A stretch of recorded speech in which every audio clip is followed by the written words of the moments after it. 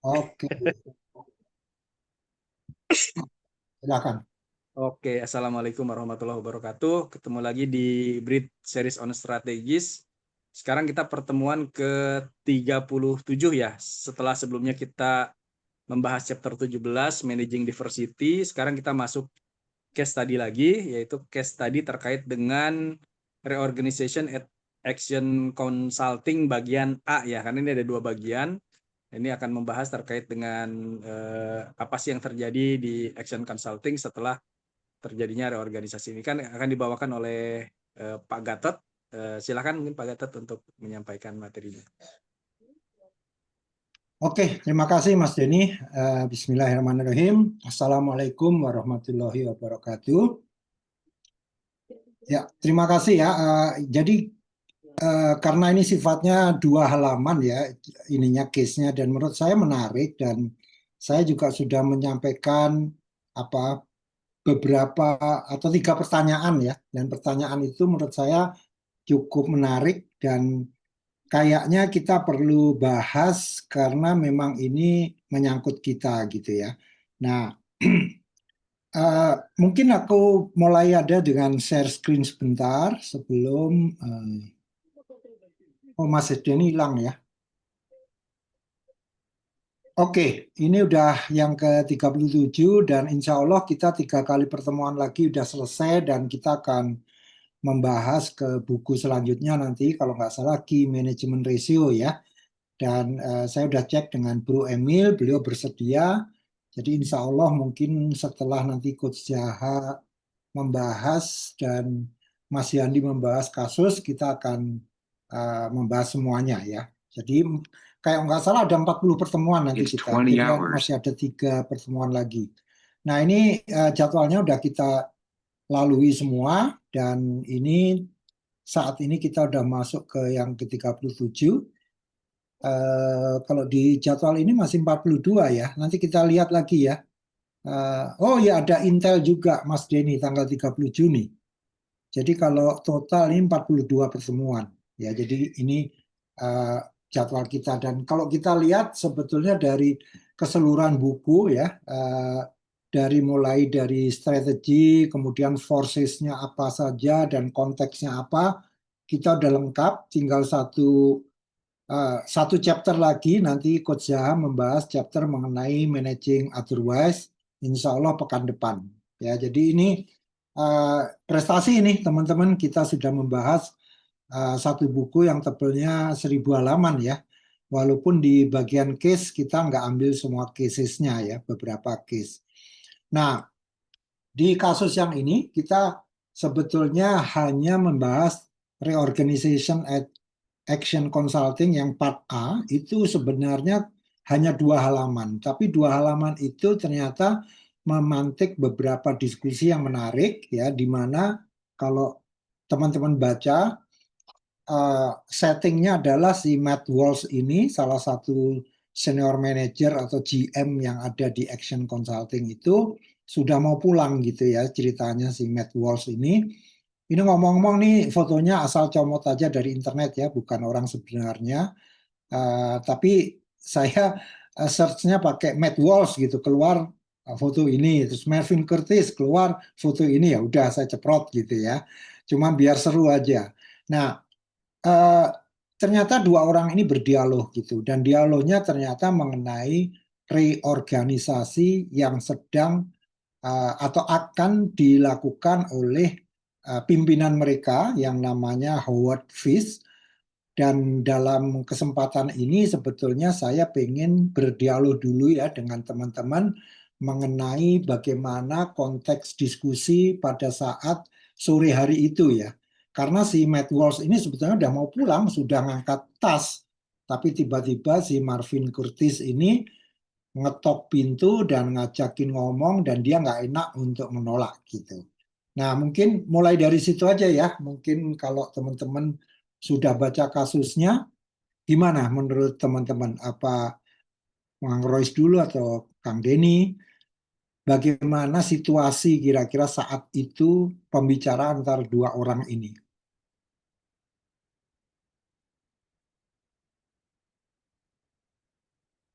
Siapa mau berkomentar dulu?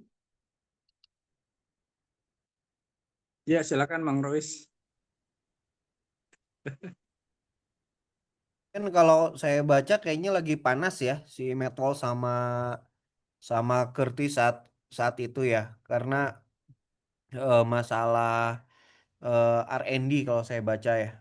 Si entah apakah ini ada hubungannya atau mirip dengan kasusnya eh, si Facebook, tapi entah berbeda, tapi itu di luar masalah Facebook waktu bagi-bagi saham karena harus nambah banyak orang. Nah, ini kan reorganisasi yang diharapkan sama si Metals ya, kalau nggak salah si Metals itu kan pengen bagaimana kalau misalnya si Axion ini di reorganisasi gitu. Tapi yang saya tangkap sih kalau dari suasananya ya sebelum jauh kayaknya mereka lagi panas gitu ya. Matt Walsh-nya pengen, tapi si Curtis-nya lagi pengen ngedelay lah atau lagi nggak mau ngobrol dulu gitu. Kalau saya sih baca suasananya kayak gitu mungkin Pak Gatot. Ya, oke. Saya putus nggak ya? Oh, Enggak, jelas kok. oke. Ya, oke. Kalau menurut Itu sih Mas Pak. Denny gimana? Ya, kalau kalau yang saya tangkep ya, tadi saya bacanya agak terakhir juga sih. Kalau nggak salah, ya rasanya itu pertama si Maxwell itu sama Curtis lagi ada masalah juga sebenarnya ya. Masalah apa terkait penambahan karyawan atau apa ya dari situnya itu. Nah, cuma di sisi lain mungkin kondisi di si Curtis juga seperti seorang yang ingin curhat gitu istilahnya.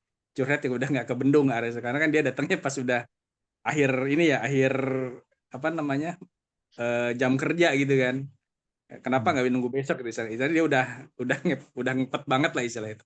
Kemungkinan dia punya unek-unek yang ingin dia sampaikan atau tidak didengar, jadi kondisinya seperti itu. Jadi mau nggak mau si Matt Walsh juga nggak enak mengusir dia karena sebelumnya dia punya masalah. Jangan-jangan kalau dia nggak ngusir dia bisa-bisa tambah memperuncing apa perbedaan pendapat di masalah penambahan karyawan itu. Mungkin itu Pak Gatot yang awalnya ya kondisi saat itu ya.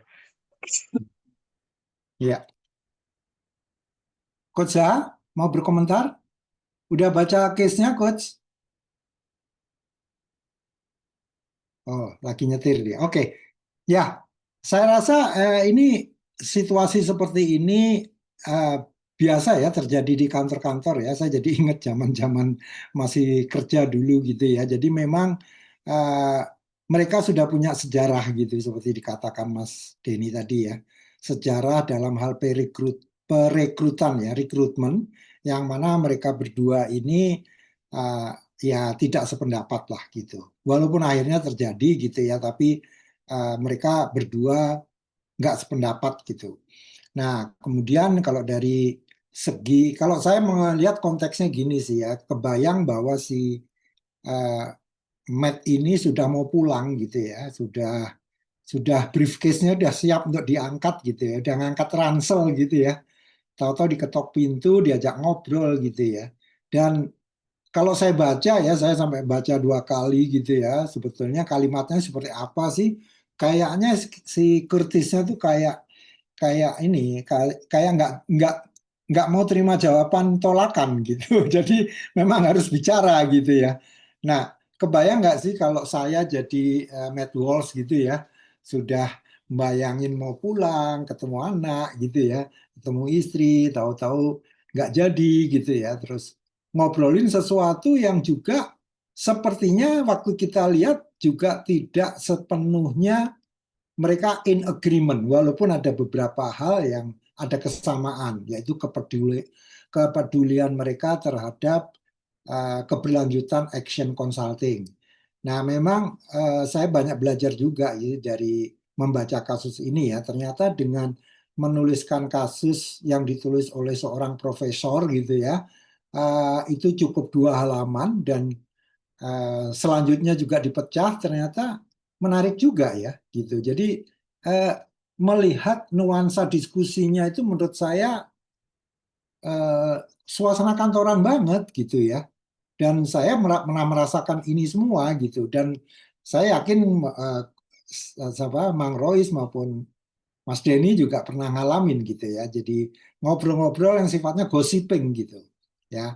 Nah, kemudian yang kedua adalah bagaimana sebetulnya reorganisasi itu terjadi. Tadinya saya pengen karena pengen buru-buru nanti membahas apa key management ratio biar selesai A dan B itu sekalian aja. Terus saya mikir lagi ya, saya mikirin A aja nggak selesai gitu ya. Maksudnya begitu banyak friksi emosional di antara mereka berdua yang kita hanya bisa melihat karena kita membaca. Tapi coba kalau kita menjadi salah satu dari mereka, ya pasti ini menjadi pikiran setelah pembicaraan itu. Ya, udah pembicaraannya sendiri mereka mikir masing-masing, terutama si Curtis ya. Curtis kan yang ngetop, yang bertamu ya.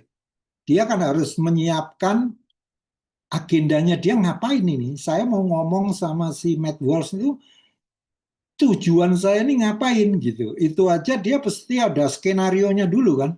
Wah, saya nanti kalau dia jawabnya gini, saya mesti gimana? Kalau gini bagaimana? Atau bahkan dia nggak mikirin itu. Gimana caranya mempengaruhi supaya dia mendukung saya gitu. Ya kan? Nah, ini yang menarik. Akhirnya saya drop itu yang B, dan B itu benar-benar belum pernah saya baca. Sampai detik ini saya belum baca. Biar saya tidak terpengaruh apa yang akan terjadi nanti gitu. Jadi artinya ya kalau kita membahas kasus itu ya udah at point of time ya pada saat itu gitu, kayak kita membahas Honda ya Honda saat itu gitu. Nah, alhamdulillah sampai sekarang saya nggak tahu B itu nanti ngomongin apa, saya nggak tahu ya. Nah, tapi dari yang sudah dijelaskan dari case yang hanya 2 halaman ini, ternyata ininya banyak banget gitu ya. Nah, sebelum nanti saya coba kupas satu-satu, saya pengen tanya juga nih ke Mang Rois maupun Mas Denny ya. Pernah nggak mengalami, mungkin nggak masalah reorganisasi lah, masalah perusahaan kita ini mau dibawa kemana, gosip-gosip seperti ini yang sebetulnya penting gitu ya, tapi kadang-kadang kita menganggapnya kayak sambil ngopi-ngopi, bahkan mungkin saat ngopi kita nggak punya agenda apa-apa.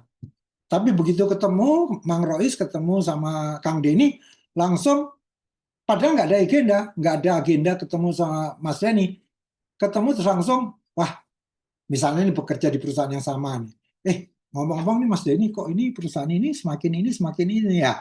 Gimana? Ada cerita-cerita seperti ini nggak? Saya pengen pengen tahu. Kalau saya sering soalnya kayak gini nih sering banget gitu.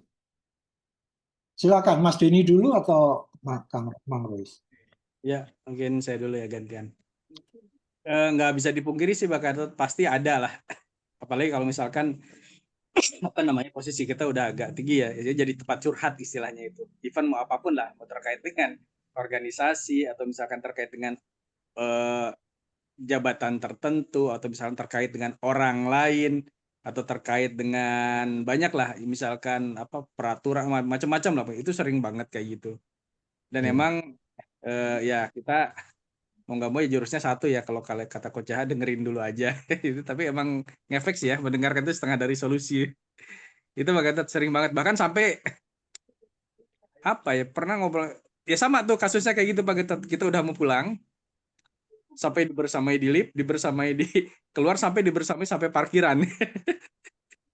Itu pernah juga kayak gitu kan. Jadi emang ini enggak ya relate sih dengan yang tadi diceritakan gitu. Ya mungkin itu Pak Getot. Iya, makasih Mas Denny. Silakan Mang.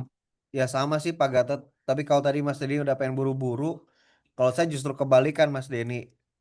Karena kan kalau di Jakarta ya ngapain ya pulang ya gitu ya. Maksudnya ngapain pulang cepet gitu. Toh masih macet. Akhirnya dari sesi saling nunggu itu loh yang tadi mungkin kata Pak Gatot yang tidak ada ceritanya mau ngobrol terus jadi ngobrol kan akhirnya kan setelah mungkin nanti Coach Jaha yang bisa bisa menyampaikan reasoningnya ya. Orang kan kalau ngobrol udah setengah jam jalan kan akhirnya keluar sesuatu yang kadang tidak ada dalam agendanya ya. Dia mulai keluar keluhannya, keluar curhatannya gitu, keluar bedanya sama si Curtis. Kalau si Curtis kan ada agenda sesuatu ya. Dia pengen menjadi siapa gitu. Nah, kalau kami kadang di kantor kan ceritanya gimana ya kalau ada orang yang baru terus kita nanti ngerjain apa ya gitu. Jadi kayak kebalikan lah. Tapi saya belum pernah ngalamin kayak si Matt Walsh ya. Udah buru-buru, udah mau pulang ngejar kereta gitu ya. Justru karena biasanya saya tuh penghuni terakhir Pak. Penghuni terakhir. Jadi kadang ceritanya muncul karena mungkin karena ada saya aja sih gitu. Ya tadi kalau Mas Hmm. Denny sampai ditemenin naik lift, kalau saya temenin sampai jajan pecel lele gitu Mas. Ngekor aja orangnya gitu ya. Karena kayaknya, aduh udah tanggung keluar nih belum selesai. Gitu loh Pak Gatot. Ya. Oke, terus kaitannya gini, kalau ada dengan orang baru gitu ya, itu biasanya gimana? Gosipnya tuh sekitar apa kalau ada orang baru? Orang baru tuh katakanlah nggak baru 1 bulan, katakanlah 3 bulan, 6 bulan bahkan setahun lah, dibanding yang sudah puluhan tahun di perusahaan yang sama gitu. Biasanya apa gosip-gosipnya itu? Biasanya sih kalau orang baru tuh suka banding-bandingin ya Pak Gatot. Wah dulu tuh kalau di perusahaan saya tuh kayak gimana gitu. Kok kalau di sini kayak gini ya atau wah dia dalam tanda kutip dia ingin membawa perubahan yang lebih baik dalam kacamatanya dia padahal bisa jadi ya itu bukan yang terbaik buat teman-temannya gitu. Biasanya comparing sih Pak Gatot, Hmm. kebanyakan comparing sih bandingin dia sama perusahaan yang lama atau dia pengen kita nanti ke depannya harus kayak gimana gitu. Kalau saya Hmm. gitu sih Pak Gatot pengalamannya biasanya. Hmm. Ya, ya. Mas Kalau Denny? saya jarang sih Pak Gatot ya orang baru itu biasanya emang orang udah lama ya istilahnya itu. Ya udah tahu mungkin ngadapin struggle terhadap sesuatu gitu ya, baru dicurhatin.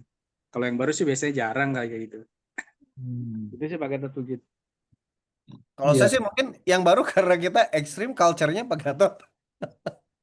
iya. Tahu lah, ekstrim Langsung banget kalau akrab di ya kita. Bang Roy ya. Iya, kelihatan kan Pak Budi itu mau ada masalah kayak gimana juga, udahlah santai aja pasti berlalu gitu. Sementara kita di kepala kita besok harus ngambil keputusan segala macam gitu. Jadi banyak apa ya banyak yang menariknya lah. Tapi beda ceritanya sama mungkin kami yang udah 15 tahun, 20 tahun di perusahaan, level pembicaranya beda gitu. Maksudnya beda tuh kita mikirin sustain gitu segala macam. Kalau yang baru kan lebih mikirin kok di sini nggak ada KPI-nya ya gitu. Apa segala macam gitu. Jadi dia bingung sendiri. Biasanya kalau di saya sih yang baru-baru tuh curhatnya seputar culture shock aja Pak Gatot. Hmm. Ya, ya. Ya, ini yang disampaikan Mang Rois itu relate banget ya, karena saya mengalami, bukan saya yang mengalami, klien saya. Jadi saya menginterview salah satu direktur keuangan di sebuah perusahaan gitu ya. Memang dia dari sebelum dia di perusahaan ini, dia dari apa perbankan yang terkenal lah gitu ya. Nah, dari saya wawancara dia 45 menit itu menyebutkan bahwa tempat kerjanya dia yang lama itu lebih baik, itu mungkin lebih dari 10 kali gitu ya. Jadi sampai saya tuh ya enak banget gitu ya. Maksud saya so what gitu loh. Kalau memang yang di tempat sana lebih baik, ngapain lu pindah gitu. Dalam hati saya gitu. Atau udahlah, nggak usah ngomongin di tempat lama lah. Sekarang yang kamu pelajari di tempat lama, mau kamu terapkan di sini seperti apa gitu. Nah, ini sekaligus juga saran saya nih kepada teman-teman yang pindah kerja gitu ya dari perusahaan yang besar, katakan perusahaan A gitu ya, ke perusahaan kecil, perusahaan perusahaan K gitu ya, kecil gitu ya. Jadi jangan serta-merta begitu di perusahaan K ini ngomongin perusahaan A terus gitu ya. Jangan pernah karena itu orang akan akhirnya ya jemu gitu dan orang tahu bahwa perusahaan A itu lebih besar daripada perusahaan K tadi karena si A ini memang industri leader gitu ya, market leader. Jadi yang dikatakan Kang Mang Rois tadi valid banget dan saya menjumpai orang yang seperti itu ada dan akhirnya hanya sampai ke wacana aja, tidak sampai ke apa ya istilah implementasi gitu. Nah, kenapa ini penting? Karena ternyata juga dari kasus Axion ini juga muncul gitu ya. Nah, sebelum ke sana sebetulnya mereka ini berdua ada kesamaan loh, ya. Jadi kesamaannya itu tadi salah satunya punya kepedulian terhadap action, karena saya juga merasakan ya kalau saya jadi Matt Walsh, kalau saya nggak peduli, ya udah orang saya udah mau ngejar kereta kok, oh sorry nih, saya bisa alasan kan, istri saya lagi apa kayak gitu ya, atau saya mau ngantar istri saya ke dokter, pokoknya intinya memutuskan pembicaraan. Tapi ternyata si Matt Walsh nggak pergi, ya. Nah berarti kan membuat kita penasaran nih, ada apa nih Matt Walsh kok nggak pergi gitu ya? Kok dia lebih tertarik dengerin si siapa namanya Marvin ini ngomong gitu ya? Nah, akhirnya terkuaklah semuanya gitu. Jadi memang masing-masing punya kesamaan, sama-sama pengen action ini. Sayangnya action kita nggak dikasih ini ya backgroundnya seperti apa. Tapi kalau saya baca ini action ini memang sudah cukup baik lah, udah cukup bagus, dan kalau saya lihat dikelolanya saat ini itu profesional birokratik gitu. Jadi profesional tapi birokratis gitu. Which is not bad juga sih, karena birokrasi kadang-kadang kan diperlukan ya. Jadi tidak selalu yang namanya birokrasi itu sesuatu yang jelek gitu. Nah, saya kembali ke materi kita tadi ya. Jadi dari dialog itu kalau kita lihat ya dari kasus yang dibahas itu sebetulnya sama-sama mereka tuh punya kesamaan pandangan ya.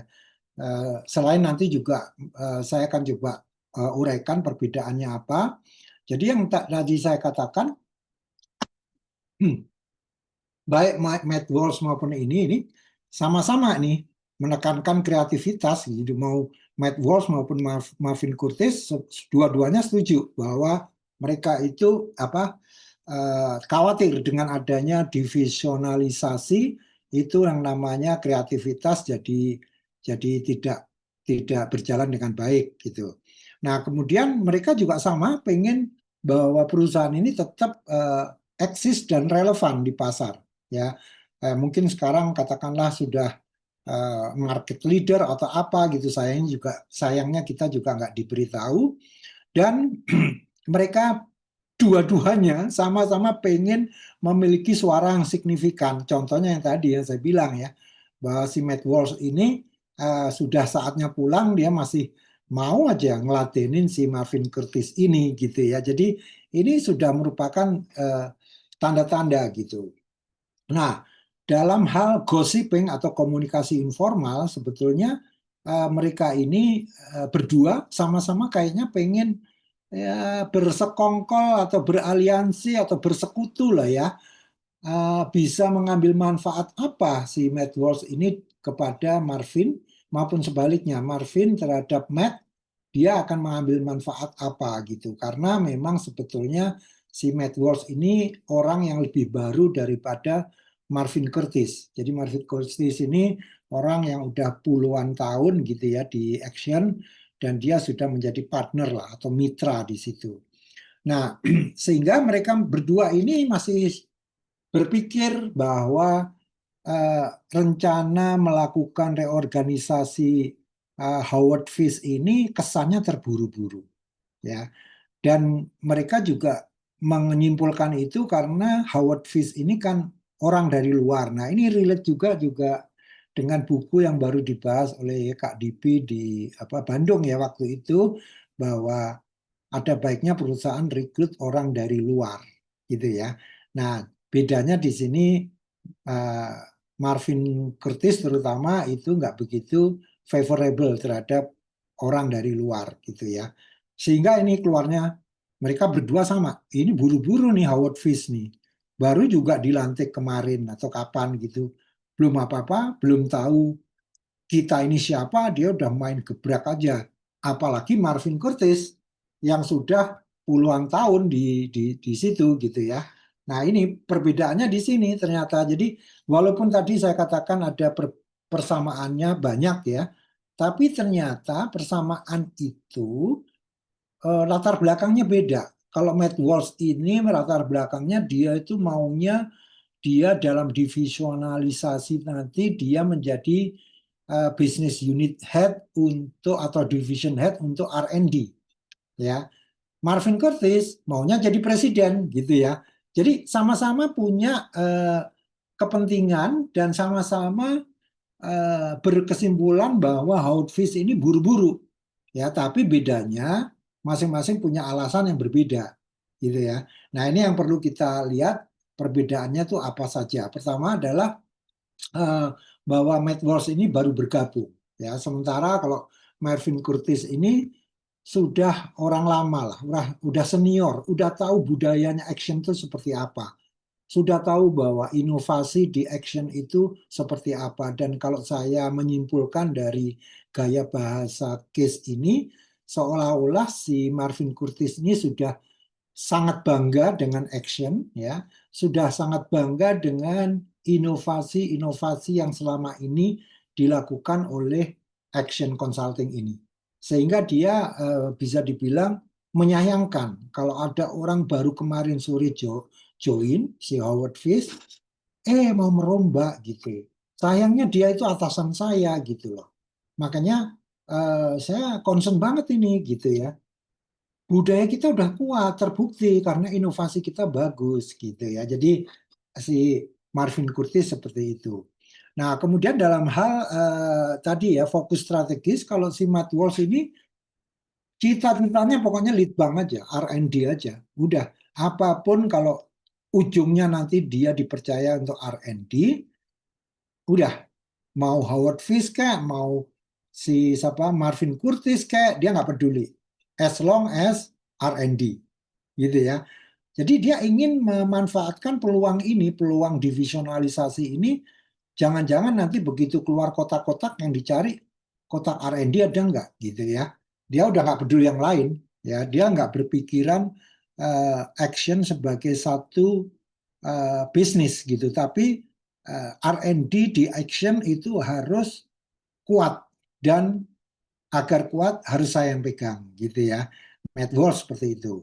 Nah, sementara kalau di Marvin Curtis ini lebih pada yang tadi, udah merasa bahwa kita sudah bagus kok, kreatif, inovatif gitu ya.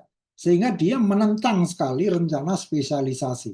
Ya, kata-katanya udah menentang, dia udah nggak, bukannya dia mencoba menghargai atau memberikan apresiasi ke Howard Fish, tapi justru dia seperti itu, dia menentang gitu. Nah, Matt Walsh itu bedanya dia lebih pragmatis ya. Jadi pokoknya dia nggak mau main politik selama ya dia dikasih jabatan di R&D, dan jabatannya itu at division level. Sementara kalau yang di Marvin Curtis itu ambisinya menjadi presiden ya, dan menjaga identitas inti perusahaan yang tadi, budaya perusahaan dan sebagainya. Kemudian sikapnya terhadap Fish bagaimana? Nah, di dalam teksnya kan disebutkan awalnya dia senang karena Howard Fish ini sempat mendukung bahwa action ini harus punya R&D. Tapi belakangan dia melihat yang dikatakan Marvin Curtis ini juga masuk akal juga, dan mungkin bisa dijadikan sekutu ya. Sekutu untuk apa? Untuk ngegulin bahwa tetap harus ada lead bank gitu ya, walaupun nggak ada divisionalisasi, tetap harus ada lead bank gitu. Nah, sikapnya Marvin beda lagi gitu. Dia udah balelo, udah pokoknya secara eksplisit sebagai orang lama, wajar ya. Makanya tadi saya tanya ya ke Mang Rois maupun Mas Denny ya, pernah nggak ngalamin ini di perusahaan gitu. Dia merasa sudah lama, saya ini orang lama, saya tahu banget budaya ini, saya tahu banget action ini bisa seperti ini karena saya ikut membidani. Nah, ini banyak banget ini. Jadi banyak banget orang-orang yang jenis Marvin Curtis sekaligus memberikan nasihat kepada teman-teman yang sudah lama di perusahaan. Kalau ada orang baru, jangan menunjukkan sikap langsung lu tahu apa gitu. Bukan berarti kita harus humble seperti itu, tapi sekurangnya kita appreciate juga dia sebagai orang baru pasti membawa perubahan gitu.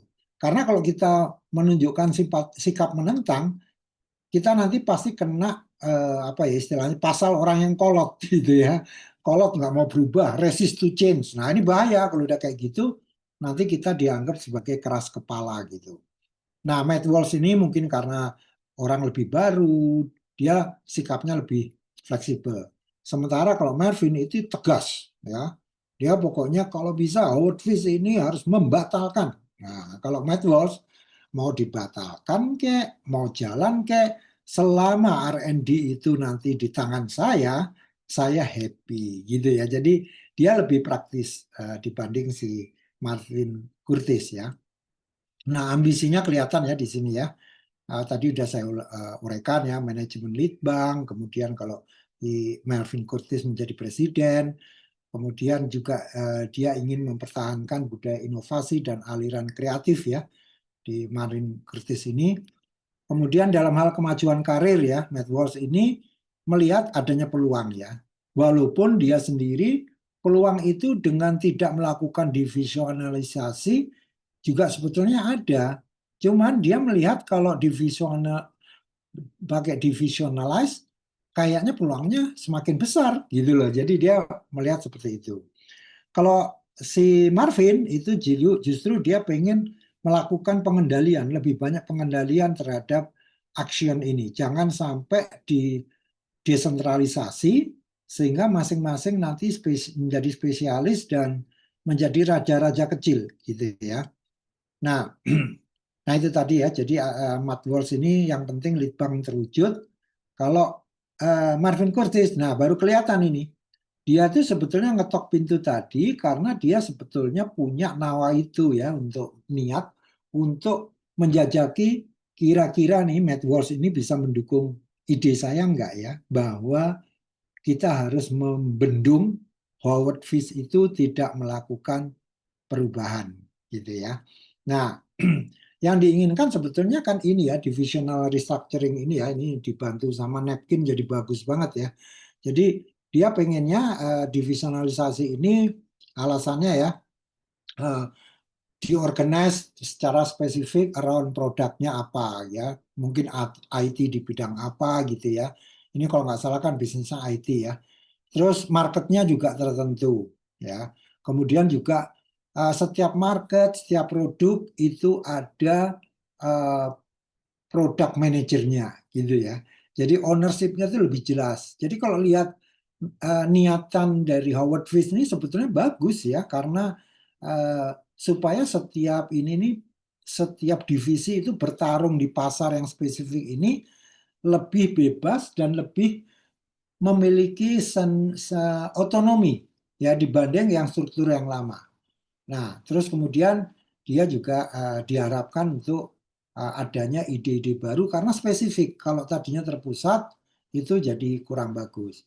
Nah, ini saya merasakan sendiri ya teman-teman walaupun waktu itu saya masih di Pricewaterhouse, walaupun tidak terjadi diskusi sengit seperti ini karena kami dulu di Jakarta ya ngikut aja apa yang diputuskan dari kantor pusat di saya lupa Amerika atau Inggris gitu ya.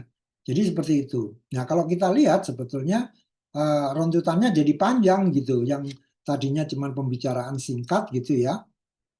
Setiap yang diinginkan Howard Fish ini, baik dari segi otonomi, kemudian decentralized organization gitu ya, dalam bentuk divisional ini aja sudah menimbulkan masalah. Karena si Howard Fish kan menginginkan ada standarisasi output dan kontrol kinerja dari pusat. Ya, apa iya dengan melakukan divisionalized organization, ada division itu menjadi lebih standar? Belum tentu. Ya, belum tentu. Ini aja sudah ada kemungkinan malahan division head itu nanti menjadi raja-raja kecil, gitu ya. Dan dia tujuannya kan tadinya meningkatkan efisiensi. Menurut saya ini kayak ada agenda politis karena kalau kita ngomongin efisiensi, justru sebetulnya nggak usah pakai divisionalisasi, ya terpusat aja, ya kalau dia memang seperti itu dia tinggal yakinkan aja nanti fungsi ini harus seperti apa gitu ya. Nah terus yang terakhir mengenai tantangan risiko juga mengurangi inovasi karena fokus pada exploitation atau efisiensi ketimbang exploration. Menurut saya ini juga agak politis ya Howard Fish. Sekali lagi, kalau dari statementnya dia, kayaknya kita perlu mempertanyakan apa iya dengan divisionalisasi itu akan menjadi lebih efisien. Sampai di sini mungkin ada yang mau berkomentar dulu uh, atau nggak sepakat dengan apa yang saya ini. Silakan. Kalau saya menarik buat saya keduanya dalam tanda petik oportunis ya Pak Gotot ya. Ini kita udah ngomongin kalau agak sedikit lebih jauh kan ngomongin office politics ya. Yang satu pengen jadi presiden, yang satu dia pengen jadi dalam tanda petik raja kecil mungkin ya. Atau mungkin si Walls ini dia pengen R&D karena mungkin ada aspek idealisme dia yang ingin dicapai ya. Kalau saya baca di situ kan ada itu juga ya, ada masalah knowledge juga gitu yang ingin di. Tapi kalau si Curtis juga buat saya wajar juga Pak, karena dia sebagai orang lama ya. Terus kan dia kalau nggak salah founder gitu ya sama senior workers gitu kalau nggak salah di apa saya baca juga dari referensi yang lain Pak Gatot. Makanya saya bilang walaupun case-nya pendek, saya nyari tahu nih si Matt Walsh tuh siapa, Curtis itu siapa, Howard Fish juga siapa. Tapi memang keduanya ini memang reorganization itu dalam tanda petik bisa jadi ganjalan. Si apa namanya si Curtis bisa jadi nggak jadi presiden, si Walsh juga nggak akan keluar tuh R&D-nya gitu. Jadi ketika reorganization ini kan saya nggak tahu apakah masih wacana atau ini ya di artikel yang ini tuh gitu. Nah, yang menariknya adalah ujung-ujungnya kan jadi nyari aliansi ya. Maksudnya si Curtis itu kan datang ke si Walsh tuh dia pengen nyari dukungan suara ya gitu. Dia nyari suara rakyat gitu. Kalau ada si Emil suara rakyat, suara Tuhan gitu. Dia nyari sementara si Matt Walsh kan gak kepikiran, tapi setelah kepikiran dia akhirnya berpikir, nih kalau misalnya saya harus beraliansi, benar nggak sih ini si Curtis bisa jadi partner saya gitu untuk mewujudkan divisi R&D gitu. Nah tadi yang disampaikan sama Pak Gatot juga saya sepakat sih Pak. Saya cuma pengen nambahin bahwa ujung-ujungnya jadi office politics juga gitu. Walaupun idealis tapi ya ternyata perlu juga gitu office politics buat mencapai mereka berdua gitu. Gitu sih Pak kalau saya Pak. Mas Denny, ada tambahan? Ya, sebenarnya kalau dari saya sih justru menimbulkan pertanyaan ya. Artinya apakah plan untuk reorganisasi ini diputuskannya seperti apa gitu ya. Soalnya sampai si apa namanya Curtis yang sudah lama aja misalkan seolah-olah tidak didengar gitu kan suaranya atau misalkan kurang diakomodasi apakah ini melalui apa namanya musyawarah ya atau misalkan dia hanya keputusan sepihak atau seperti apa ya artinya. Yang kedua itu sebenarnya pertanyaan saya kenapa Curtis itu milih Walsh itu untuk ngomong gitu padahal kan mungkin ada yang selevel dengan dia ya atau yang mungkin yang lebih senior ya untuk melakukan perubahan ini apa sih peran si Walsh ini sehingga penting banget gitu buat Curtis ya saya nggak tahu tuh di sini saya nggak tadi saya cari-cari nggak ada kayaknya penjelasannya ya itu mungkin itu sih Pak Ketut di sini saya ada pertanyaan gitu. Nah, ini menarik ya dari diskusinya Mang Rois maupun Mas Denny ya.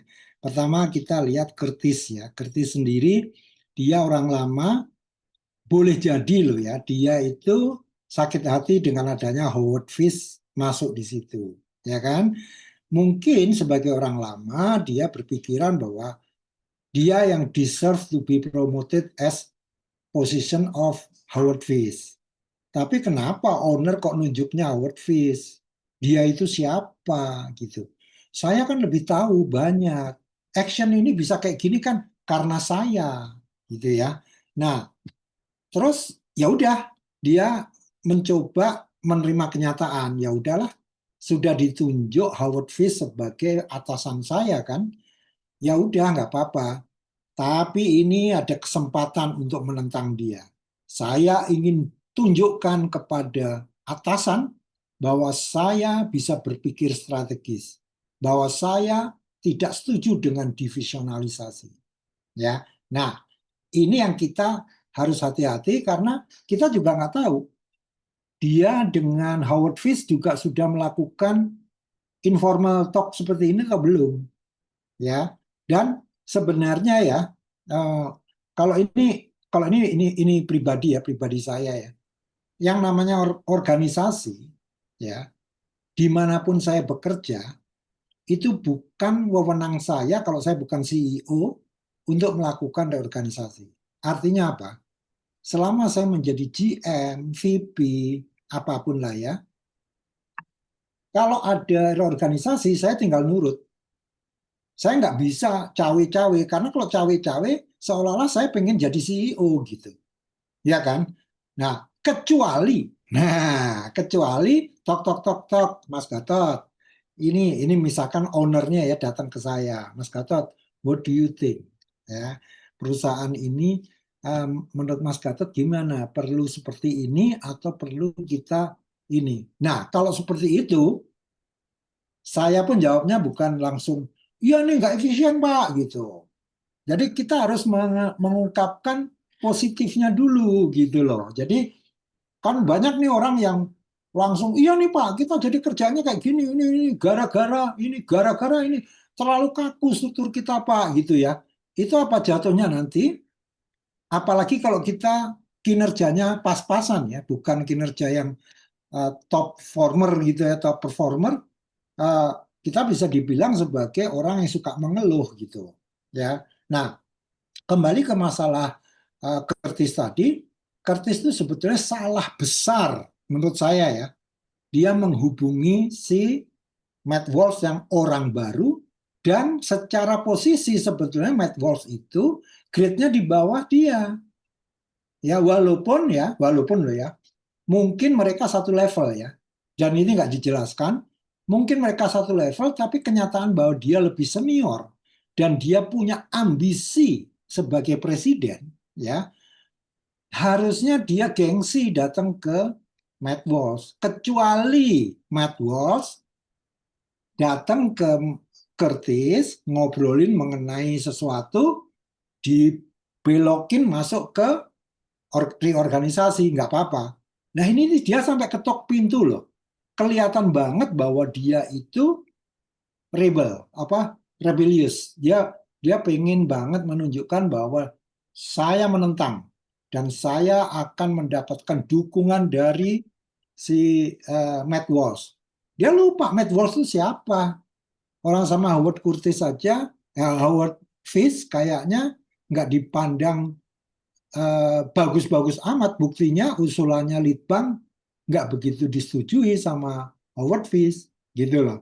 Nah ini menurut saya menariknya di situ. Kayaknya Coach Zaha sambil makan pengen berkomentar ini, soalnya kok tahu-tahu mikrofonnya nyala. Ya betul. Ini sebenarnya ini ya Pak Gatot, ini materinya agak riskan kalau lagi dibicarain, lagi direkam sih. Cuma saya mau cerita yang bagian yang pernah saya alami aja deh. Kalau yang pernah klien-klien jangan deh, soalnya dapur banget gitu ya.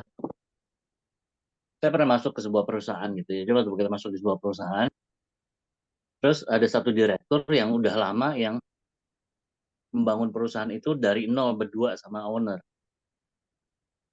Nah, dia langsung ngedeketin saya, muji-muji dan lain-lain. Pokoknya kalau di brainwash tuh istilahnya love bombing lah. Dia ngasih love bombing ke ini supaya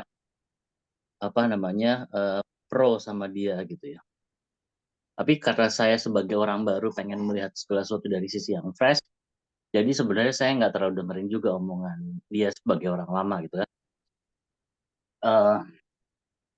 Lama-lama dia nyadari bahwa saya nggak mendengarkan omongan dia. Nah, di situ jadi berubah. Akhirnya dia menjadi orang yang memusuhi. Ternyata semua direktur yang baru masuk itu sama si direktur yang dari awal membangun itu selalu dideketin seperti itu. Jadi kalau saya lihat sebenarnya ini pola yang sangat, dan juga ada beberapa klien yang saya tangani itu ini pola yang biasa terjadi ketika seseorang ingin apa namanya sebuah perusahaan memasuki ingin berubah lah. Biasanya dimulai dengan diundangnya orang baru gitu ya. Nah, ini orang-orang lama biasanya akan berusaha mempengaruhi orang baru itu, kalau nggak bisa nanti akan dimusuhi. Jadi dugaan saya mohon maaf kebetulan hari ini full banget jadi nggak sempat baca, tapi dugaan saya tadi sempat dengar cerita Pak Gatot yang agak panjang. Dugaan saya yang Matt Walsh ya, kalau nggak salah Matt Walsh itu sebenarnya sudah berusaha mempengaruhi orang baru ini, Curtis yang presiden directornya gitu ya. Udah berusaha mempengaruhi sebagai orang baru, tapi begitu kayaknya nggak didengar, akhirnya dia nyari aliansi ke temennya dia. Itu saya ngeliatnya begitu dengar cerita itu, oh ini polanya sama kok, soalnya ada 2 atau 3 klien yang sedang mengalami perubahan itu juga menurut saya polanya sama seperti yang Pak Gatot ceritain gitu. Nah, lesson learn-nya sebenarnya buat kita gitu ya, ketika misalnya ketemu klien atau pindah perusahaan, kita menyadari pola seperti ini membuat kita jadi mampu apa istilahnya ya, mampu mengantisipasi gitu. Jadi ini bukan siklus di Indonesia aja. Pak Gatot juga tadi mungkin kalau saya nggak salah sempat cerita pengalaman saya itu apa namanya ada dua apa 3 gitu klien yang seperti ini. Saya pernah ngalamin juga yang seperti ini gitu ya. Jadi ini pola yang sering terjadi. Dan biasanya orang baru itu apalagi baru langsung posisi tinggi nggak mau denger. Gue kan kesini bawa dalam rangka karena gue disuruh bawa nafas baru, tapi belum tentu juga GR banget lu gitu misalnya. Gitu kan itu satu. Terus atau yang lama bilang kalau nggak ada gue emang bisa apa tuh si founder gitu. Nah itu jadi seperti itu. Nah terus ada orang baru yang oportunis. Ya dia ngelihat oh ini founder temannya founder nih gitu, yang ini bos gue, jadi di sini iya di sana iya gitu. Itu saya ngeliat jadi pola yang biasa Pak Gatot, dan itu sebenarnya menurut saya letak kesalahannya adalah waktu bangun corporate culture-nya sih Pak Gatot. Corporate culture-nya itu apa namanya tidak memberikan ruang untuk segera membicarakan hal-hal yang kalau istilah bahasa Inggrisnya elephant in the room gitu, yang kayak kayak mau diomongin aduh nggak enak udah biarin aja deh, mau diomongin aduh nggak enak biarin aja deh, taunya jadi gede gitu. Sehingga sebenarnya ketika suatu saat si founder atau pimpinan yang paling tinggi pada saat ngerasa ini udah perlu perubahan, elephant in the room-nya itu jadi penyakit gitu. Akhirnya jadi office politik, jadi gosip dan lain-lain. Saya melihatnya itu ya. Gitu Pak Gatot. Ini maksudnya gini, singkat katanya ini pola yang terjadi di banyak perusahaan di dalam negeri maupun di luar negeri.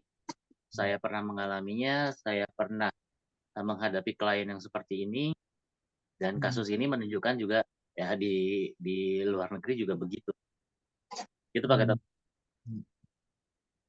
Oke, terima kasih ya Coach Yaha. Jadi memang ini ternyata tidak hanya di Indonesia saja, dan peran Coach Yaha atau peran saya juga sebagai orang luar itu ternyata ketahuan gitu ya. Kalau kita tahu-tahu ada orang yang sering datang ke kantor kita atau ngajakin ngobrol kita gitu ya. Nah udah, kita dengar aja. Akhirnya ketahuan, oh dia punya agenda gitu. Agendanya adalah pemikirannya dia supaya kita sebagai orang luar menyampaikan ke owner bahwa idenya dia tadi yang bagus, tapi seolah-olah menggunakan suaranya konsultan gitu atau coach gitu. Nah ini sering sekali terjadi seperti itu, dan itu macam-macam itunya ya, kemauannya itu macam-macam.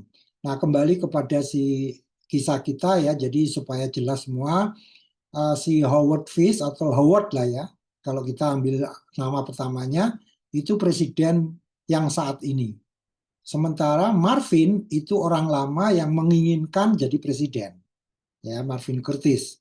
Kemudian si Matt itu orang baru yang tidak berambisi jadi presiden, tapi dia pengen banget membawai R&D. Itu jadi cita-citanya beda banget gitu. Walaupun mungkin juga si Marvin itu nggak tahu bahwa si siapa tadi Matt itu berkeinginan untuk menjadi unit manager di R&D. Walaupun jelas banget bahwa dia orang R&D banget gitu ya, seperti Mang Rois bilang tadi ya, mungkin dia memang backgroundnya di area itu sehingga dia nggak merasa pede atau nggak menginginkan sama sekali menjadi presiden. Sementara kalau yang Marvin itu dia pengen banget jadi presiden, makanya dia menentang gitu. Jadi udah kelihatan ya, triangle-nya, segitiganya itu udah kelihatan gitu bahwa mereka mungkin perlu sekutu, dan yang paling perlu sekutu sebetulnya si Marvin ya, karena dia menentang idenya Howard, tapi kayaknya dia salah mengambil sekutu gitu, karena si Matt itu nggak berkeinginan untuk yang tinggi-tinggi, dan jangan-jangan dia pengen jadi unit manager R&D. Ngapain sih saya mesti mikirin yang restrukturisasi? Nggak restrukturisasi pun nggak apa-apa asal saya di R&D gitu loh. Nah, ini kan kelihatan banget ya dari perspektif yang berbeda gitu. Oke. Selamat datang ya Mas Yandi. Mungkin saya lanjutkan aja yang tadi biar yang tadi udah kita bahas bisa kita lengkapkan gitu ya. Jadi kalau Marvin tadi gitu ya, jadi dia dengan membawa seolah-olah kalau yang kita baca harus ada kreativitas yang tetap membara di action ya. Walaupun bisa jadi maksudnya dia juga ingin dipuji bahwa kreativitas di action ini yang membangun saya loh gitu loh. Ya, tapi dia tidak mengatakan secara spesifik saya create creativity di perusahaan ini, enggak, tapi dia paling tidak sudah menekankan di situ. Nah, kekhawatiran yang digunakan pun juga mungkin terkesannya jadi mengada-ada. Sekali lagi kalau alasannya dia dengan ambisi pribadinya tadi memang masih ada dan sangat kuat gitu ya.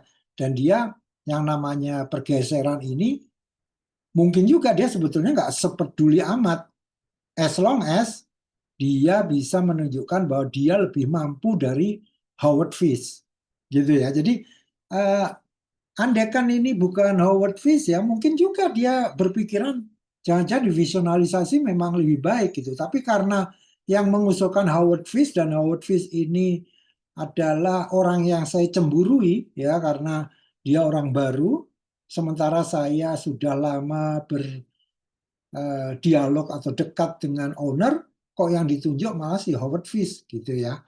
Nah ini, kembali lagi ke case bahwa dia ingin memberikan suatu perjuangan bahwa dia pengen adanya inovasi yang semakin canggih gitu loh. Kalau di teorinya Mintzberg lebih mirip ad hoc ya, ad hoc crazy gitu. Untuk flexibility dan creativity gitu ya. Jadi ini yang diperjuangkan oleh Marvin Curtis. Nah, kalau Matt ya balik lagi mau diajak ngobrol sama apapun ya, as far as I am in charge of lead bank, mau restrukturisasi atau tidak, saya tetap yang penting lead bank. Dalam hal ini Marvin salah memilih sekutu ya, karena Matt Walsh ini tidak peduli mau restrukturisasi atau tidak. Artinya dia terima aja Howard Fish mau merombak kayak apa dia terima. Tapi Howard Fish harus menunjuk saya di lead bank. Andaikan tidak restrukturisasi nggak apa-apa juga, asal saya di lead bank. Ya, jadi POV-nya itu beda banget antara dua orang ini. Nah, kemudian kekhawatiran mengenai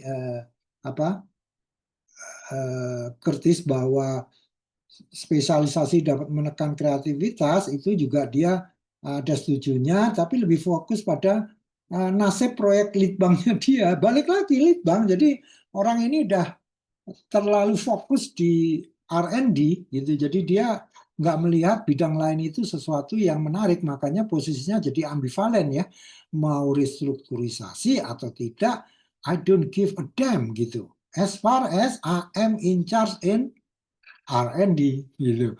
Jadi kasihan loh, Marvin Curtis ini sudah meluangkan waktu untuk gedor pintunya Matt Walsh, tapi salah tangkep gitu ya. Nah, di pelajaran kita dulu kan ada pelajaran mengenai School of Thought ya, yang dari Henry Mintzberg itu. Jadi ini kalau dari Howard Fish, dia tuh pengennya lawannya dari emergent strategy itu apa? Plan ini ya, strategi gitu ya. Jadi strategi yang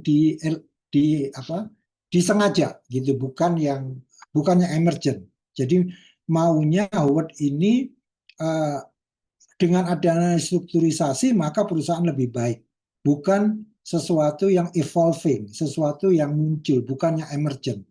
Jadi school of thought-nya si Howard Fish ini adalah lawannya emergent strategy.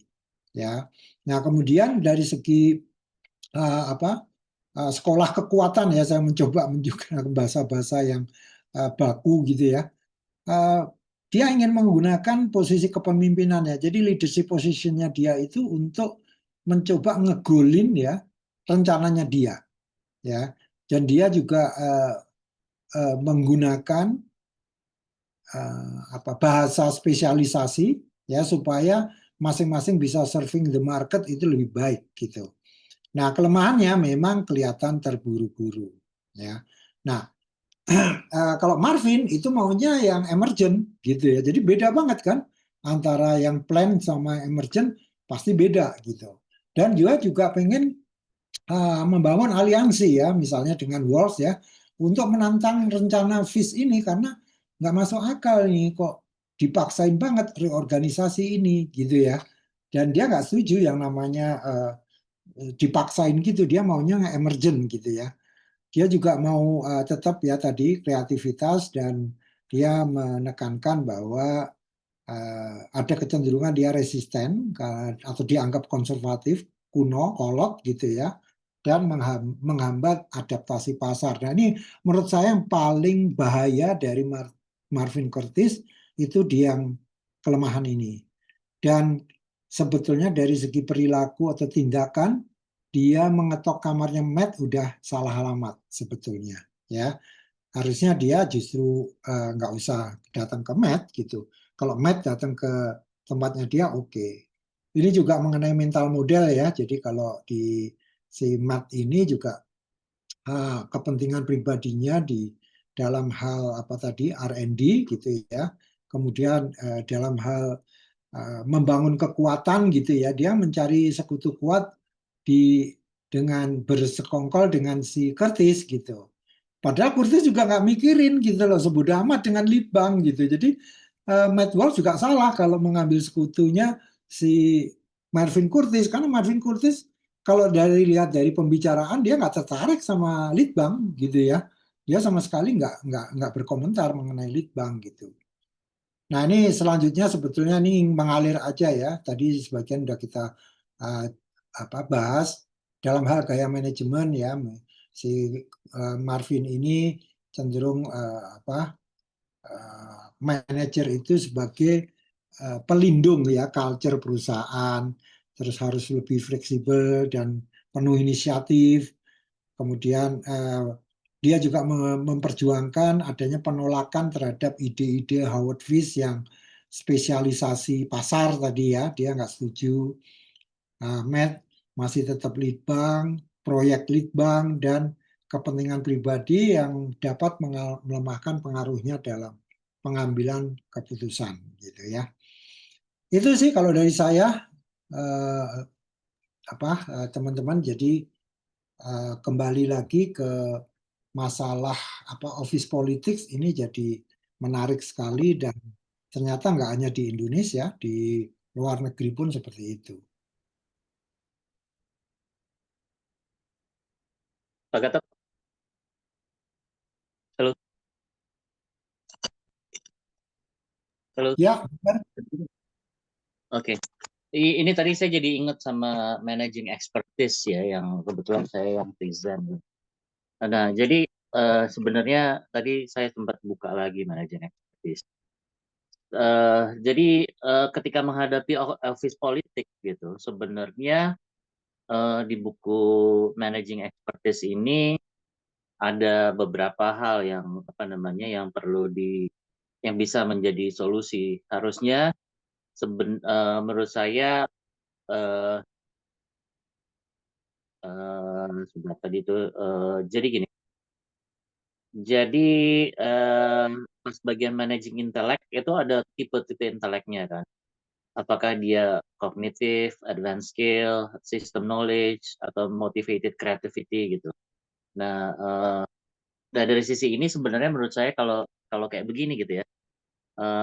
Tadi Kurt Fish ya, Howard Fish ya, yang jadi presiden director sebagai orang baru, mestinya mengenali si yang orang lama,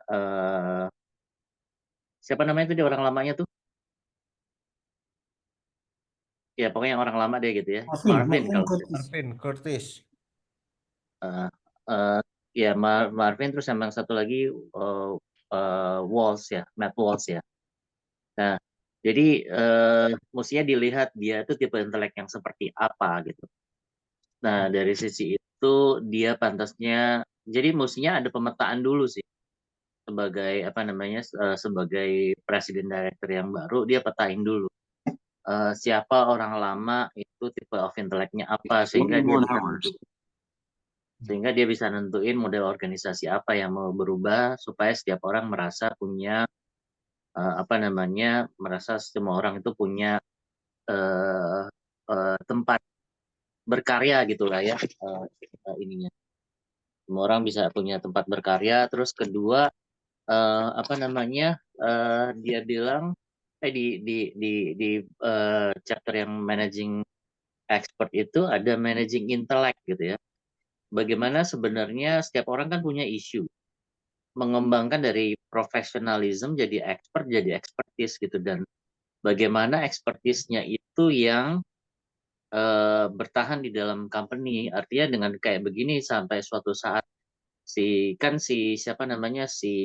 Marvin ini dia punya banyak knowledge tentang sistem karena dia dari awal yang bangun ini bersama founder gitu ya.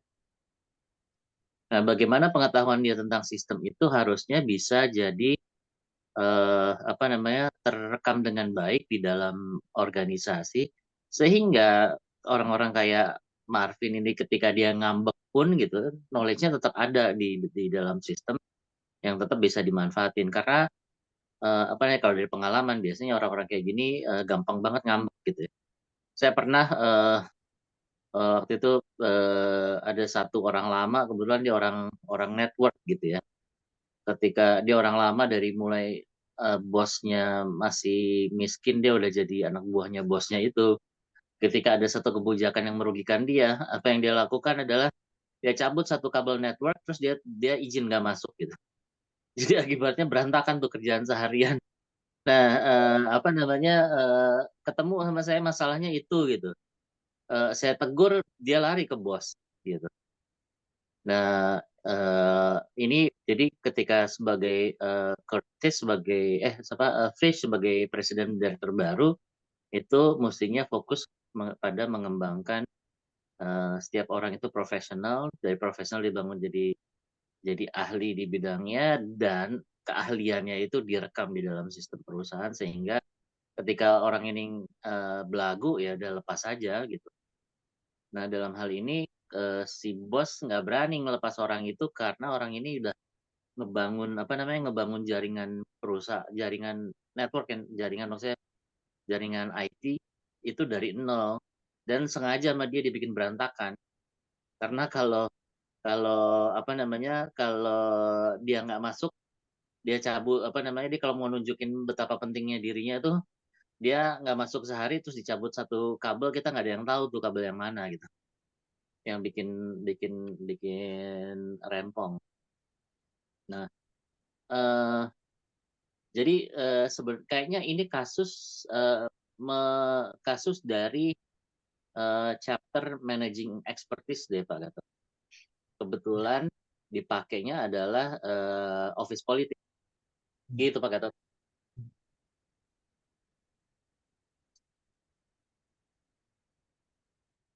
Ya, makasih Coach. Silakan yang lain.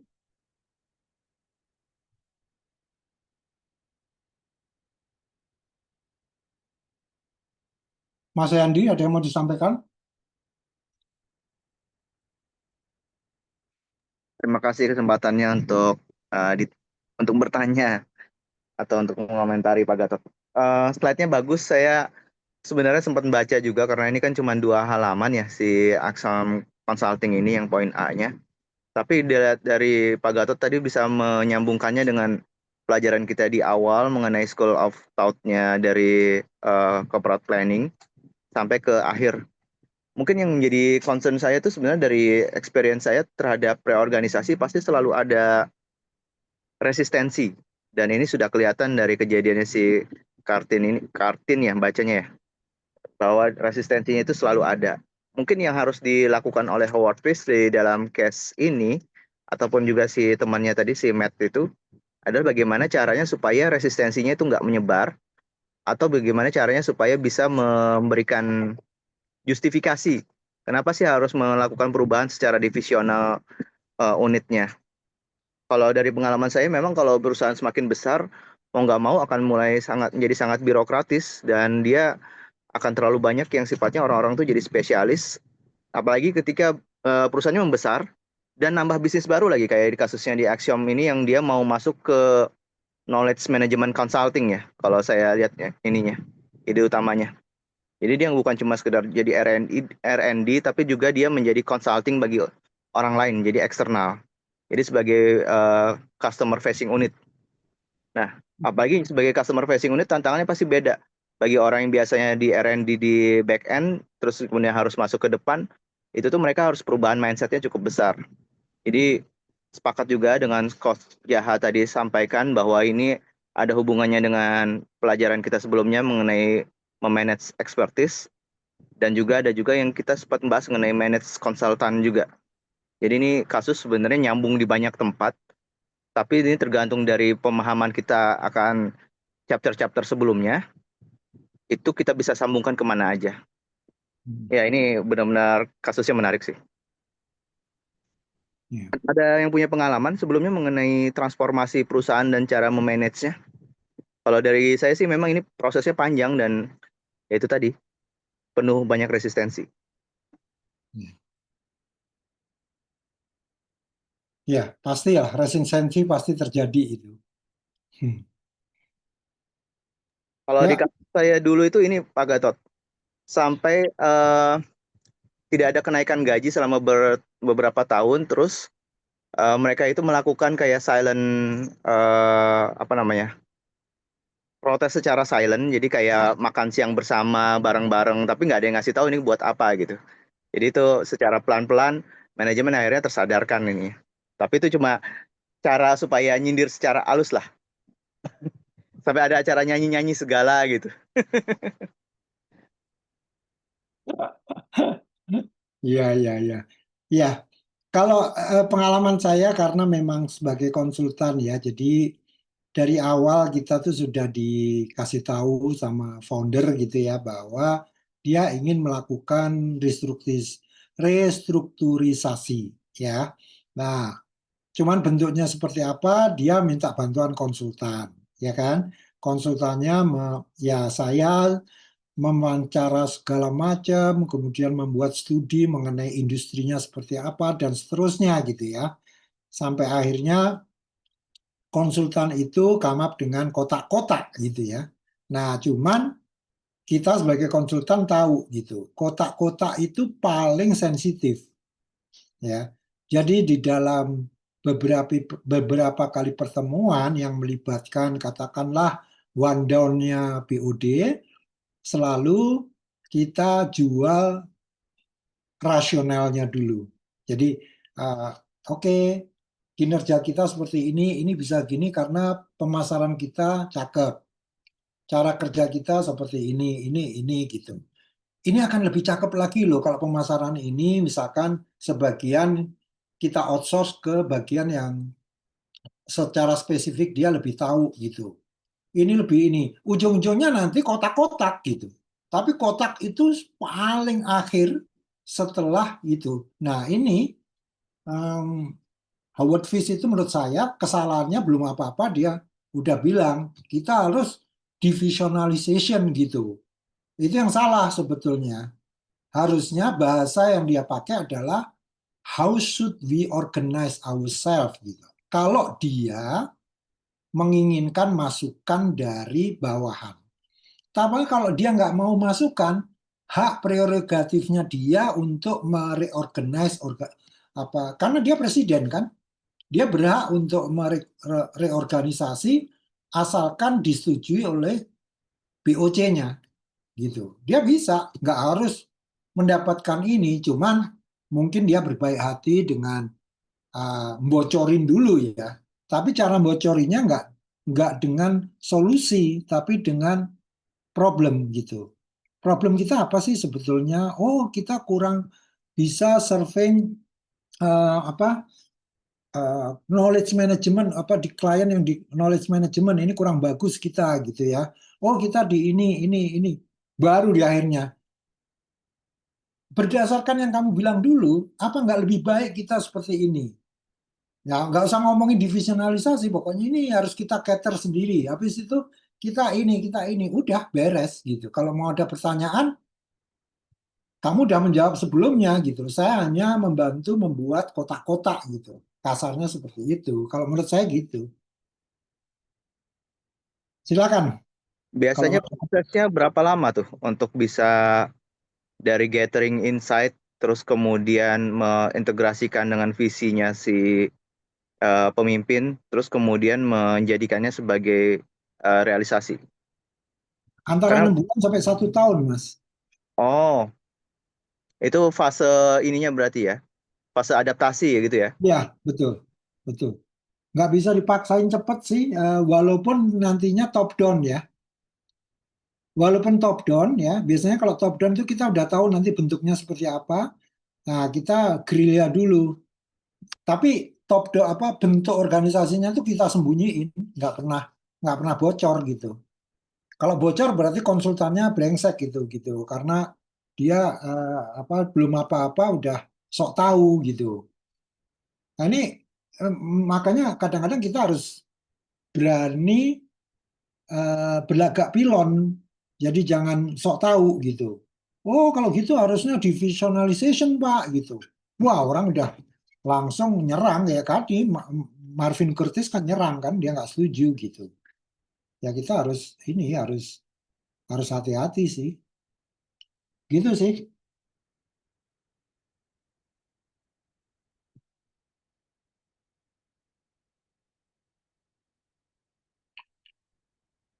Tadi saya memang belum baca ya, tapi begitu Mas Yandi bilang bahwa ini mereka mau berubah jadi konsultan knowledge management gitu. Terus kalau dihubungin sama tadi managing expertise itu kan juga ada isu knowledge management gitu. Saya suka jadi ingat pepatah begini. Arsitek itu rumahnya paling jelek, tapi rumah rumah kliennya bagus-bagus gitu. Kira-kira gitulah isunya.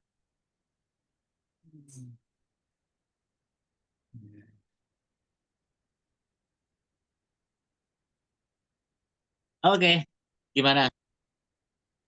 Mungkin pertanyaan lagi sih kalau nggak Bang Royce atau Mas Denny belum bertanya.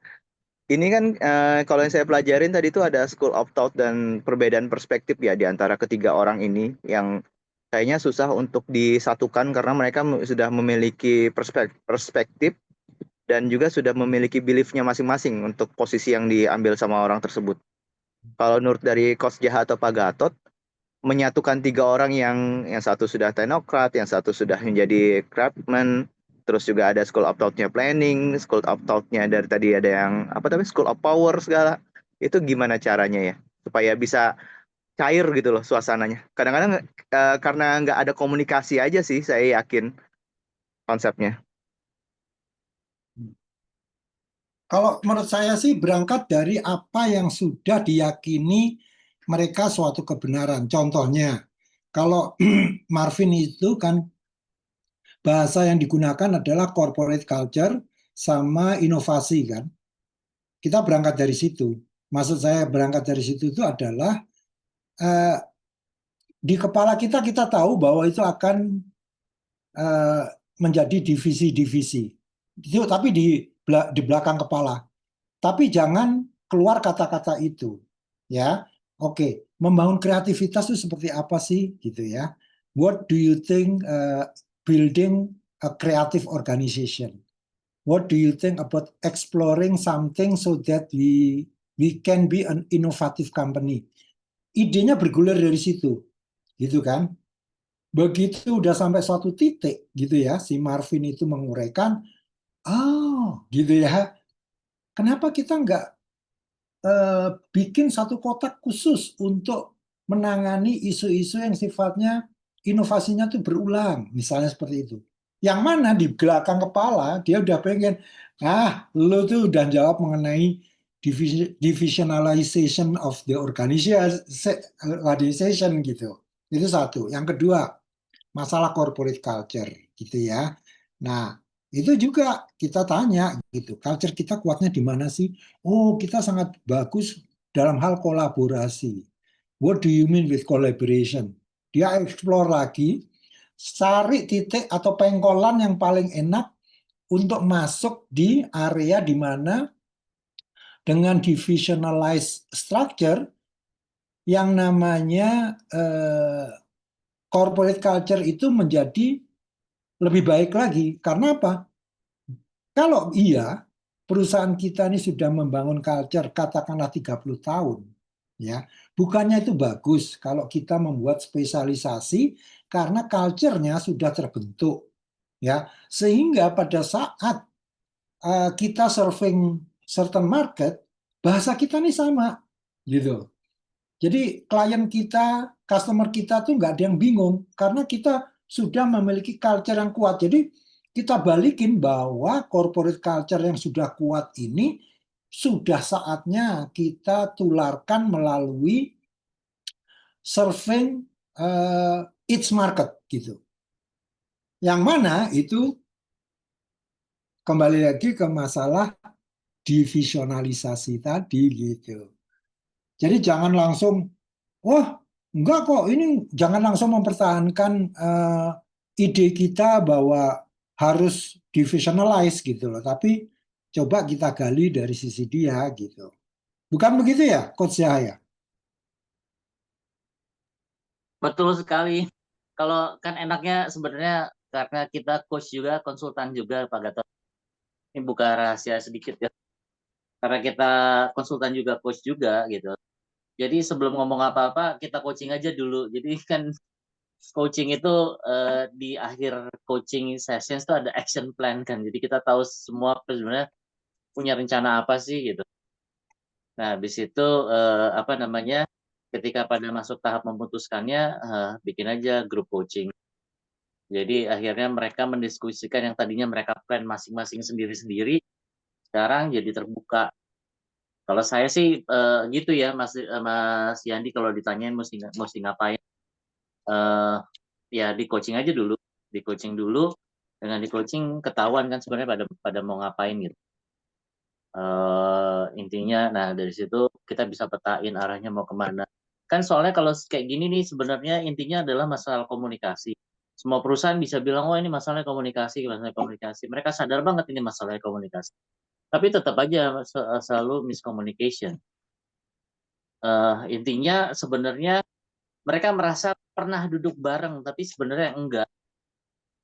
Jadi cara paling baik adalah yaitu melakukan itu apa namanya didudukin bareng dengan grup coaching. Kalau saya juga dulu pernah belajar tentang facilitation gitu. Kalau nggak di grup coaching dibikin meeting facilitation supaya intinya mereka duduk bareng membicarakan ini secara terstruktur.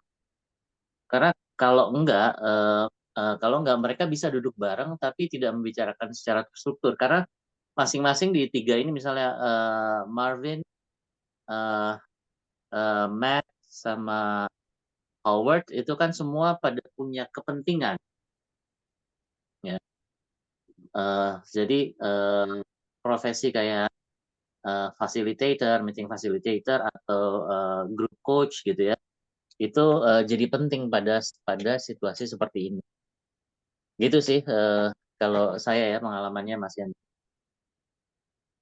Dan kalau dari sisi kita sebagai orang luar ya, kita sudah lihat ya, petanya ini sebetulnya peta antara Presiden sama Marvin. Jadi antara Howard sama Marvin aja. Karena sebetulnya si Matt Walsh itu nggak usah dilibatkan. Dia dia akan nurut apa aja kok. Asal ada lead bank, udah. Artinya gini loh, kalau saya sebagai Howard Fish ya, saya nggak mau nambahin beban pikiran saya. Perseteruan saya hanya dengan Marvin Curtis aja. Ya, si itu tuh udahlah. Apa sih susahnya R&D? R&D memang penting kan? Ya udahlah, ntar gue kasih lalu gitu, kasarnya gitulah. Ya, tapi gue maunya tetap divisionalize gitu loh. Dan pokoknya lu dapet deh R&D. Nah, tinggal sekarang masalah gue sama Marvin ini. Gimana supaya Marvin ini bisa tunduk sama gue gitu loh. Kalau aku sebagai Howard ya gitu ya. Nah, sekarang sebaliknya Marvin Marvin itu salah besar dia menggayatnya sama si Matt Walsh. Yes, nothing gitu loh. Dia nggak punya bargaining power yang kuat terhadap Howard Fish. Ya, ditambah lagi dia nggak mau mikirin perusahaan, dia hanya mau mikirin dirinya sendiri. Makanya disebutnya dia pragmatis. Dia hanya pengen kerja dimanapun selama itu R&D saya happy gitu. Dan saya nggak melihat ada statementnya dia yang membanggakan action gitu. Jadi dia tetap kebanggaannya dia project-project R&D-nya dia, walaupun di action ya, tapi as far as R&D gitu loh, I'm happy. I don't plan to be a president gitu. Sementara si Marvin sudah sakit hati, harusnya dia yang jadi nantinya jadi presiden, masukin orang yang idenya nggak selaras sama ide gua gitu ya. Si Marvin itu kebakaran jenggot sekarang. Jadi yang paling kebakaran jenggot ya Marvin Curtis sebetulnya gitu. Si Matt Walsh itu sebetulnya nggak begitu kebakaran jenggot. Jadi dia mau di mana aja selama ada lead bank. Misalnya nih Marvin Curtis, oke ya, lo nggak usah takut ya. Pokoknya gue jamin deh, gue akan perjuangkan lo pasti dapat lead bank gitu ya. Langsung itu Matt Walsh pasti mendukung si Marvin, pasti itu. Nah, ini cakepnya case ini di sini sih sebetulnya menurut saya ya. Jadi how the differences in point of views itu bisa membuat kita influence seseorang berdasarkan point of view yang benar gitu loh. Maksudnya kita maunya apa, dia maunya apa, kita penuhi dua-duanya. Gitu aja. Gimana, Mang Rois, Mas Denny? Iya sih Pak, ya kurang lebih saya sepakat sih. Kalau kalau kalau misalnya agak nyenggol area yang lain kan memang ini agak nyenggol area zona nyaman yang mau diciptakan ya, baik Walls maupun sama Curtis gitu. Apalagi Curtis kan punya, saya nggak tahu tapi mungkin Coach Jaha bisa bisa memandang dari aspek teorinya ya. Saya melihat mungkin Curtis ketika dia pengen jadi presiden juga sense of belongingnya juga muncul mungkin Pak. Tadi yang kalau tadi dari yang disampaikan Pak Gatot ya, bagus banget Pak. Saya nggak kebayang dari dua tulisan jadi banyak banget ya Pak Gatot. Sense of belongingnya mungkin nggak ada ya Pak ya, nggak belum tersampaikan gitu. Sementara si Matt Walsh mungkin dia Vini Vidi Vici lah gitu ya. Saya datang masuk ke perusahaan itu, saya pengen mungkin ya jadi raja kecil pun nggak masalah gitu. Tapi si Curtis mungkin berpandangan bahwa gue udah lama nih di sini, masa sih nggak bisa jadi presiden gitu. Dan dia melihat si Fitz sebagai ancaman ya.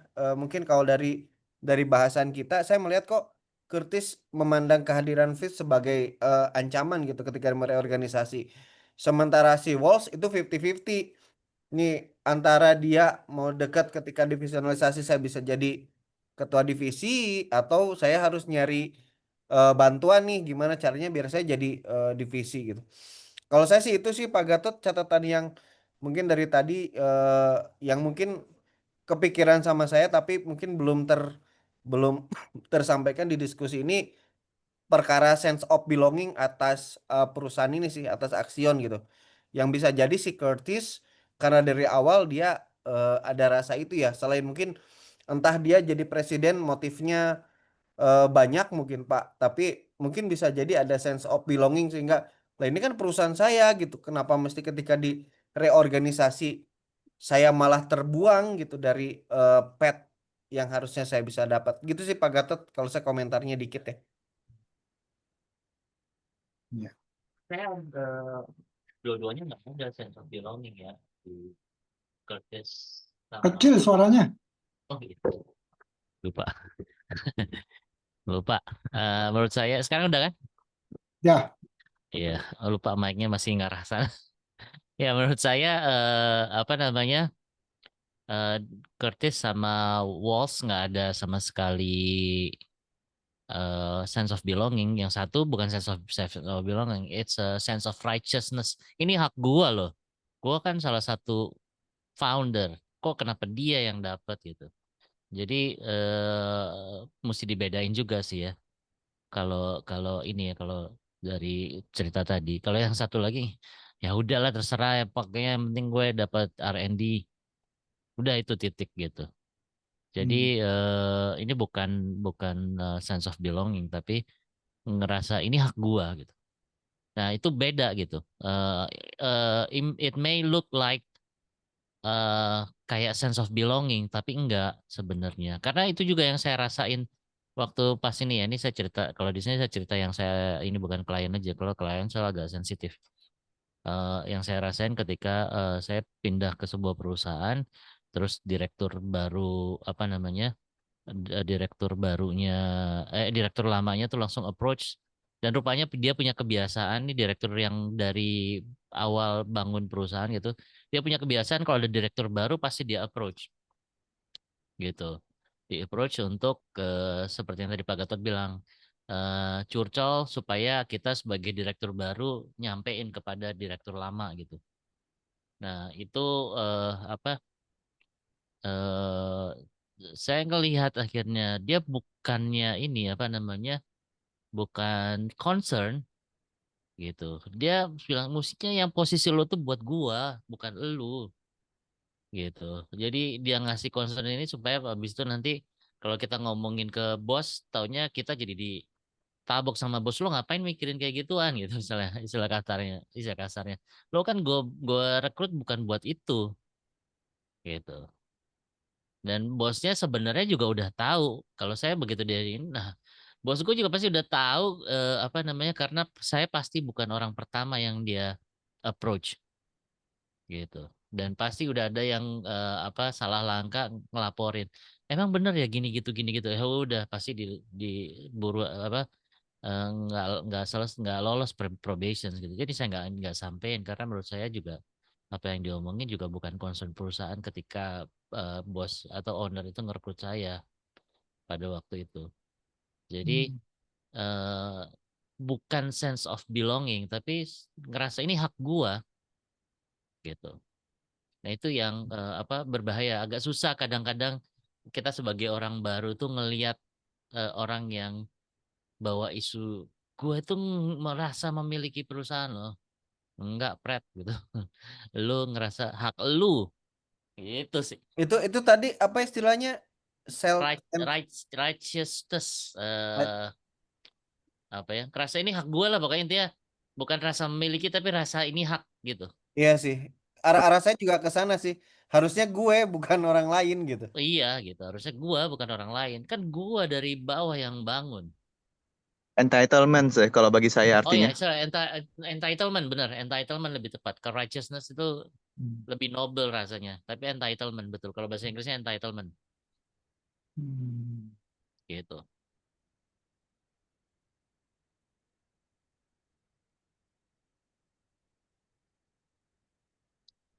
Hmm. So, gimana? Seru ya ternyata ya. Ini kita Seru. kasusnya kasus office politik soalnya. Iya, Tapi betul. ini menarik, saya mau menanggapi yang Coach Jahat tadi sebenarnya.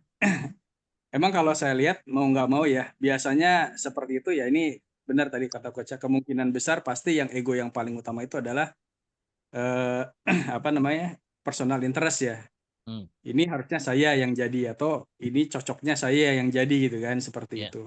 Tapi dari situ sebenarnya itu kan mau nggak mau untuk menyatakan bahwa ini cocoknya saya, dia kan buat pikir keras pembenarannya apa gitu kan. Artinya dia pasti balik lagi. Kalau pembenarannya apa, dia balik lagi pasti ke apa namanya, ke kepentingan perusahaan. Jadi tadi masalah inovasi, masalah kolaborasi dan lain-lain lah ya, masalah yang lain tentang pentingnya R&D. Akhirnya pasti balik lagi ke apa namanya, kepentingan perusahaan yang dicari untuk pembenarannya. Nah, sebenarnya dari sana harusnya bisa apa namanya, mengakomodasi gitu. Pastilah ya, ya Howard Fish itu nggak sempurna gitu kan, apalagi dari luar. Misalnya kalau saya ingat bukunya yang High Output Management-nya Grove itu kan dibilangnya divisionalisasi itu cuma satu keuntungannya.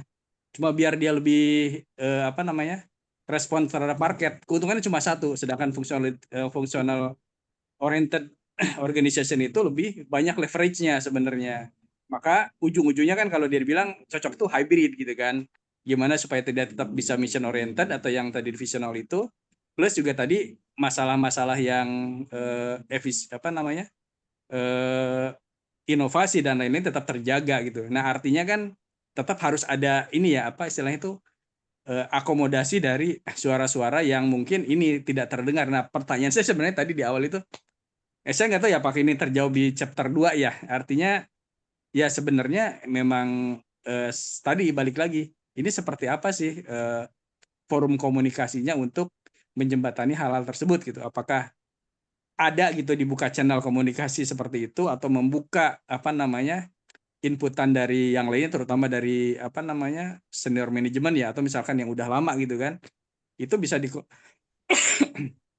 dikumpulkan dan menjadi yang lebih sempurna gitu apa yang diminta tadi, misalkan untuk tetap profesional tapi tetap apa namanya, flourishing innovation, gimana caranya, misalkan harus ada apa, kolaborasi antar divisi contohnya misalkan, atau gimana supaya tidak terjadi yang dibilangnya itu tadi silo-silo, apakah, atau misalkan kalau di situ kan ada case juga, ini jadi ada gap-gapan antara konsultan sama ekonom gitu kan, saling nyalahin, ini jualan minyak ular yang satu lagi bilang kan ini mah dibanyakan ngomong di Menara Gading gitu kan.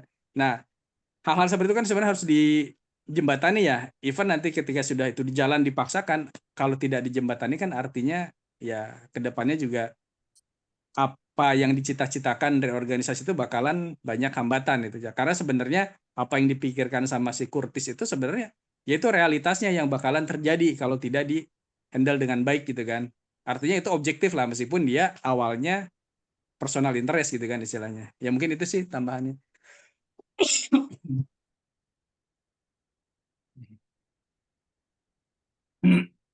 Sebenarnya ya dari pembicaraannya Marvin itu kita sebetulnya kan bisa menyimpulkan ya sejauh mana sebetulnya dia mencoba berpikir sebagai founder gitu ya. Artinya pertama kalau dia berpikir sebagai founder gitu ya, sudah barang tentu dia mendapatkan feedback for improvement, begitu yang ditunjuk dari presiden itu adalah Howard Fish, orang luar, ya kan? Harusnya dia tahu diri, langsung dia apa ya istilahnya internal feedback. Oh ternyata ya kemampuanku masih belum selevel yang diharapkan oleh founder. Bukan salahnya Howard Fish, salahnya founder kan. Founder berarti menilai dia not capable untuk menjadi presiden, atau masih belum saatnya. Beda kan? Boleh jadi dia pengalaman masih terlalu muda gitu, kita nggak tahu ya. Nggak disebutin di situ, nggak terlalu muda, masih terlalu muda sehingga founder berpikiran, wah ini si Marvin ini masih bisa di-groom dengan saya mendatangkan presiden baru yaitu Howard Fish. Nah, kalau pemikiran itu tanpa harus dia tanya ke founder, tapi dia bisa menasihati diri, ya, atau dengan kata lain, apa sih yang bagus dari Howard Fish sehingga founder lebih mempercayai Howard Fish memimpin perusahaan ini daripada saya, ya. Nah, kalau dia berangkat dari situ, dia tidak akan menentang, tapi tidak juga dengan serta-merta mendukung. Bahasa yang keluar dari dia adalah, Howard gitu, apa yang menjadi alasan kamu menjadikan ini divisional organization, ya? Dia hanya bertanya aja, oke, kalau seperti ini nanti masalah kreativitas untuk diskusi, bukan men-challenge gitu, karena dia nggak punya hak, karena dia sudah jelas bukan presidennya. Presidennya tuh Howard gitu.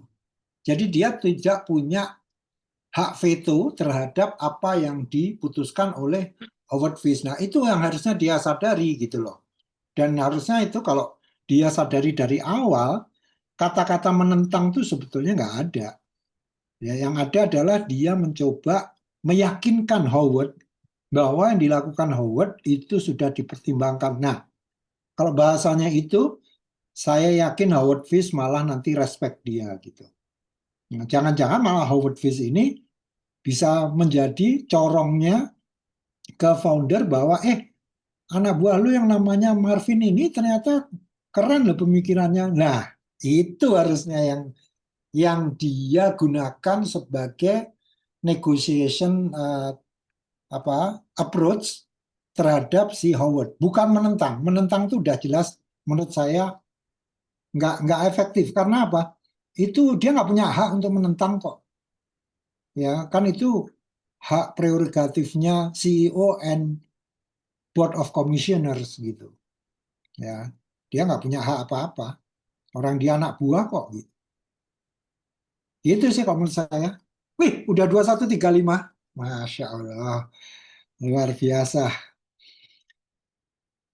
Masih ada pertanyaan? Kalau enggak, langsung kita tutup terus kita ngomongin lanjutannya. Cukup? Cukup Oke. Pak Gatot.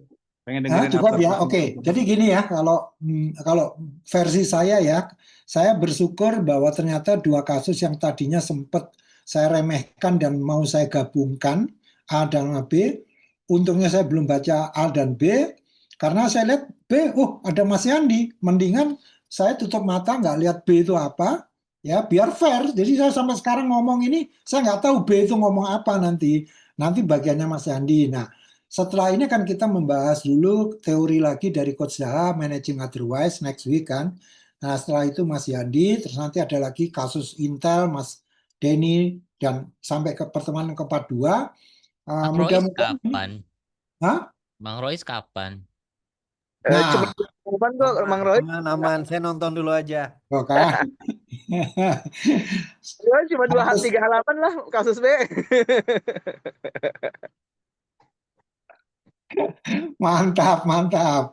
Nah, intinya gini ya teman-teman, ternyata kasus yang hanya 2 halaman ini, diskusinya ternyata bisa panjang lebar, karena ini walaupun kualitatif gitu, kita jadi belajar banyak bahwa ternyata strategi itu is not about the strategy itself gitu ya, tapi it's about the people juga kan, it's about management juga, about the system. Jadi saya banyak merenung ternyata, wah kasus ini cocok banget kita pilih untuk menutup ini gitu. Ditambah lagi ya karena saya pernah di consulting company, jadi saya bisa menghayati gitulah apa yang terjadi dengan mereka bertiga ini.